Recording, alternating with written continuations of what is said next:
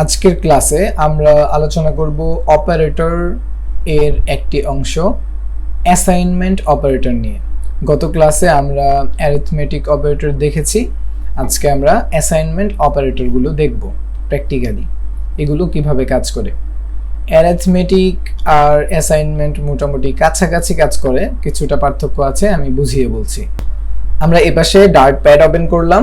আমরা এই মেইন ফাংশনের ভিতরে, ঠিক আছে, এই মেইন ফাংশনের ভিতরে একটা ইন্টিজার ভেরিয়েবল নিব, নাম দিব a ইকুয়াল, আমরা এখানে 5 মান রাখছি। এই যে একটা ভেরিয়েবল নিলাম, এটার মান কত রেখেছি? 5, ঠিক আছে। মান কিভাবে রাখলাম? এখানে একটা ইকুয়াল চিহ্ন দিয়ে মূলত ভেরিয়েবলের মধ্যে আমরা একটা মান রাখতে পারি।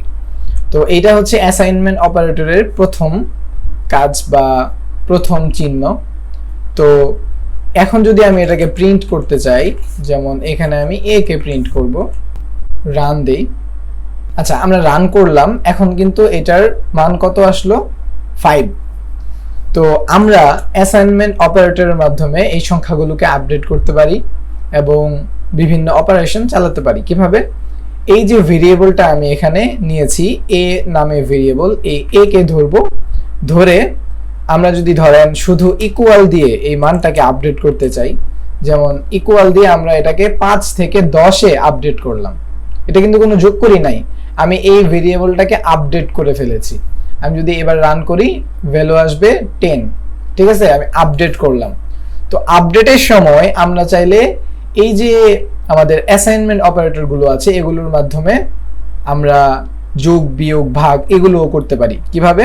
জাস্ট আমরা ইকুয়ালের আগে যদি প্লাস চিহ্নটা দিয়ে দেই, তাহলে 5 আর 10 মিলে 15 প্রিন্ট আসবে বা ফলাফল আসবে। এই যে এখানে কিন্তু ফলাফল আসছে। একইভাবে আমরা যদি এখানে মাইনাস চিহ্ন দিয়ে দেই, তাহলে কত আসবে? 5 আসবে। এই যে -5 আসছে, মানে 5 থেকে যদি 10 বাদ যায় তাহলে তো -5ই হয়। তো একইভাবে আমরা এখানে গুণ করতে পারবো। গতকালকে আমরা যোগ ভাগ গুণ এগুলো অনেক কিছু দেখেছি। আবার হচ্ছে আমরা চাইলে এই যে ভাগ করতে পারবো। দেখুন এখানে এরর দিচ্ছে, ভাগ হচ্ছে না। এটার কারণ হলো আমরা এখানে ইন্টিজার ভেরিয়েবল নিয়েছি এবং যখন এটা ভাগ হচ্ছে তখন এটা দশমিকে চলে আসছে। কেন দশমিকে চলে আসছে? কারণ আমরা যদি 5-কে 10 ভাগে ভাগ করতে চাই, তখন কিন্তু দশমিকে চলে আসে সংখ্যাটা, যার কারণে এখানে ইন্টিজার থাকার কারণে এটা ভাগ হচ্ছে না। আমাদেরকে এটা ডাবল বানাতে হবে। এই ভেরিয়েবলটাকে আমরা যদি ডাবল বানিয়ে দেই, তখন আমাদের এটা প্রিন্ট হবে বা সঠিকভাবে কাজ করবে। এই যে এখানে কিন্তু আমাদের 0.5 এসেছে, তার মানে ভাগটাও এখানে ঠিকভাবে এসেছে। আবার একইভাবে আমরা একটা কাজ করতে পারি, যেমন এখানে আমরা 10 মান রাখি এবং এখানে 3 রাখি, তাহলে বুঝতে সুবিধা হবে আমাদের।